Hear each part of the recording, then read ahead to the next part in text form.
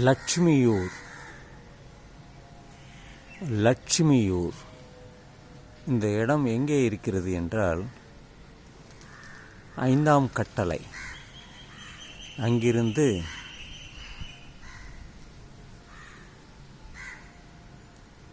ஒரு 2 கிலோமீட்டர் சென்றால் அங்கே சென்றடையலாம். கடையம், அங்கிருந்து கடையம் போகலாம். பல இடங்களுக்கு கிராமம்தான் அது. அங்கே நான் எப்பொழுதெல்லாம் 5ஆம் கட்டளை செல்கிறேனோ அங்கெல்லாம் நடைப்பயிற்சிக்காக அந்த லட்சுமியூர் வரை செல்வது வழக்கம். ஒரு முறை சென்றால் 2 கிலோமீட்டர். காலையில் செல்வேன் 6 மணிக்கு, 5:45 அப்படி பலர் எனக்கு தெரிந்தவர்களாக மாறிவிட்டார்கள். அவர்களுடன் பேசி பழகி அவர்களை எல்லாம் தெரிந்து கொண்டேன். ஒவ்வொரு முறை வரும்பொழுதும் அவர்களுடன் சந்தித்து உரையாடிவிட்டு செல்வேன்.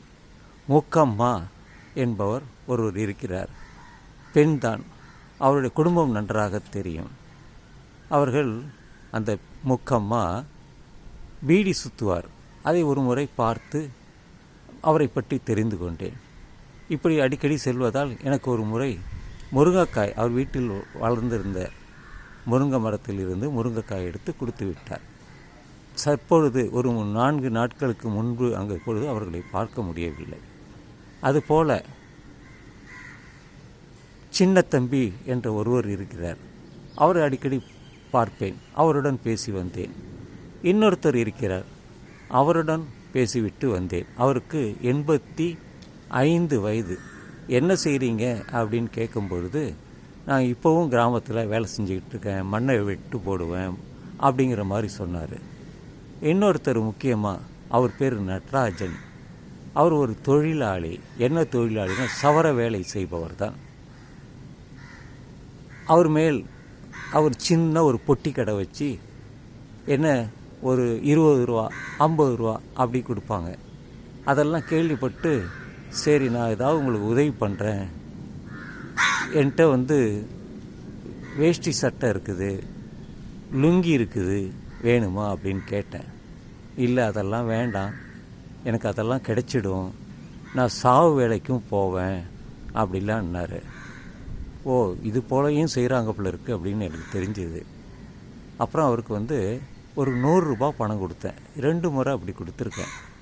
கடைசியாக இப்பொழுது போன பொழுது அவருடன் பேசிக்கொண்டிருந்த பொழுது அவர் ஒரு விஷயத்தை சொன்னார்.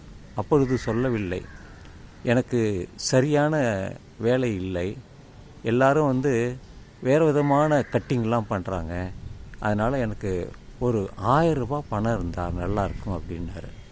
அப்படியா, சரி வாங்க, இது ஒரு தொழில் தானே, தச்சு தொழில், சவர தொழில், அதுக்கப்புறம் துணி தைக்கிற டைலர் தொழில்,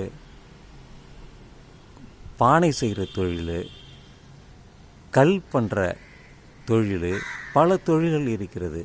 நம்ம இந்தியாவில் மட்டும் இல்லை, உலகெங்கிலும் பல தொழில்கள். மீன் பிடிக்கிறவங்க தொழில் இருக்குது, இது போல் வண்ணார் தொழில் இருக்குது, பல தொழில்கள் இருக்கிறது. அவர்களெல்லாம் படித்துவிட்டு வேறு வேலைக்கு போய்விட்டார்கள். படிக்காதவர்கள் மட்டுமே அவர்கள் இந்த குலத்தொழில் என்று சொல்கிறோமே அதை அவர்கள் செய்கிறார்கள்.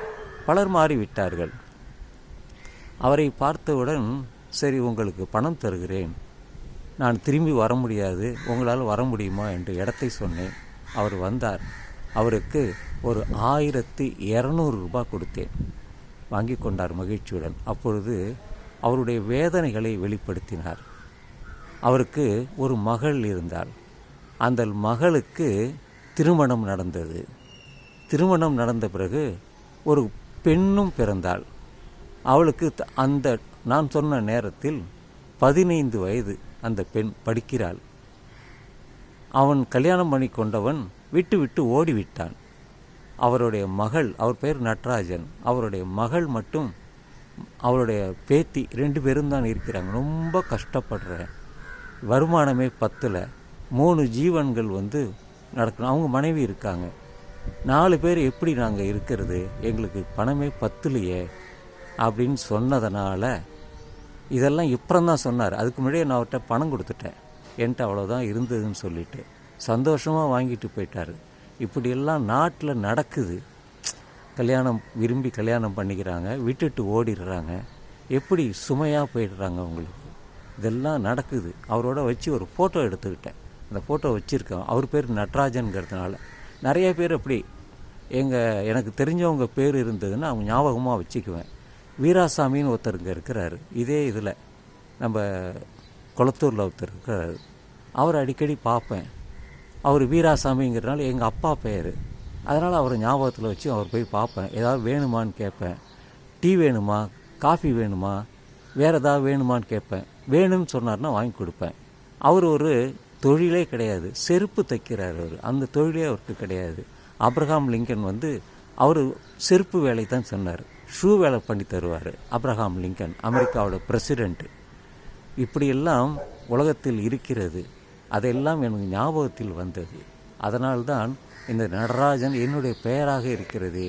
இந்த தொழிலை செய்கிறாரே, பல வேலைகள் செய்கிறாரே, வருமானம் இல்லாமல் கஷ்டப்படுகிற கிராமத்தில், அதாவது திருநெல்வேலியில் இருந்து சுமார் 45 கிலோமீட்டர் போக வேண்டும்.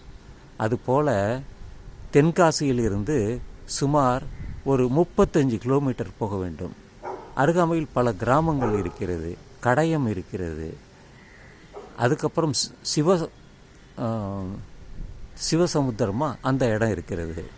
அந்த கோயிலுக்கெல்லாம் நாங்கள் போயிட்டு வந்திருக்கிறேன். அதனால் அந்த இடமெல்லாம் எனக்கு நல்லா தெரியும்.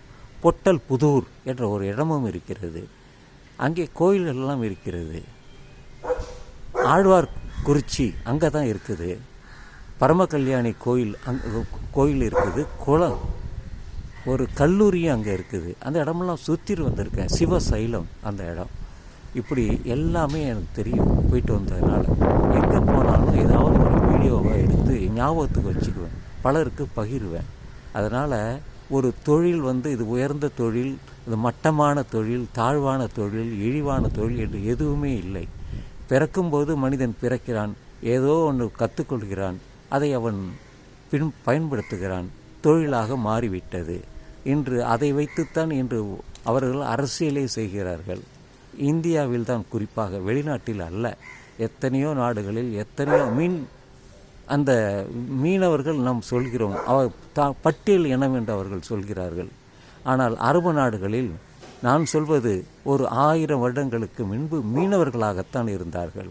அவர்களுக்கு கடல் இருந்தது, பாலைவனமாக இருந்தது, எங்காவது ஒரு இடத்தில் மரம் இருந்திருக்கும். அப்படித்தான் அவர்கள் வாழ்க்கை நடத்தினார்கள். இதெல்லாம் நான் பார்த்திருக்கிறேன், கண்கூடாக பார்த்திருக்கிறேன். குவைத்தில் பார்த்திருக்கிறேன், பஹ்ரைனில் பார்த்திருக்கிறேன், கத்தாரில் பார்த்திருக்கிறேன். இவர்களெல்லாம் பல நாடுகளுக்கு நான் சென்று வந்ததால் அதனுடைய ஞாபகம் எனக்கு எப்பொழுதும் பசுமையாக இருக்கும்.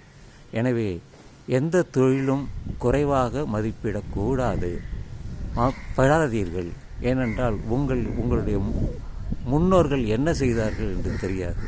இன்றும் கிராமத்தில் வயலில் வேலை செய்கிறார்கள், நாற்று நடவிடுகிறார்கள், அறுவடை செய்கிறார்கள், மரம் வெட்டுகிறார்கள். இதெல்லாம் அவர்களுக்கு கிராமத்து பராமத்து வேலையாக இருக்கிறது. அதனால் எந்த தொழிலையும் இழிவாக நினைக்கக்கூடாது என்று சொல்லி இந்த காலை பதிவை நான் நிறைவு செய்கிறேன். இந்த காணொளியை நண்பர்களே நீங்கள் முழுவதும் கேளுங்கள், காது கொடுத்து கேளுங்கள்.